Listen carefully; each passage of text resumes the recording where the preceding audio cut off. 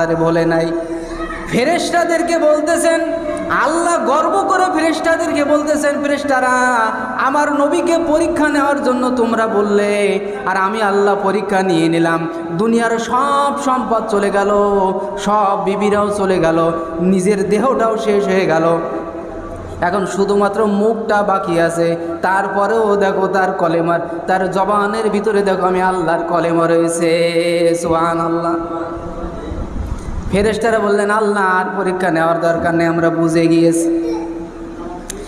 হঠাৎ করে কিছু সময় পরে দেখা গেল আইয়ুব নবীর গালের ভিতরে যে জিহ্বার ভিতরে, সেই জিহ্বার ভিতরে পোকা লাগা শুরু করে দিয়েছে। পোকা যখন জিহ্বার ভিতরে, সমস্ত গায়ে পোকা, মুখে পোকা, চোখে পোকা, এখন জিহ্বার ভিতরে পোকা, ওনারে দুনিয়া থেকে বয়কট করে দিয়েছে জঙ্গলের ভিতরে।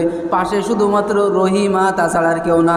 যদি মহিলা থাকতো এখানে একটু মহিলার রস করা যেত।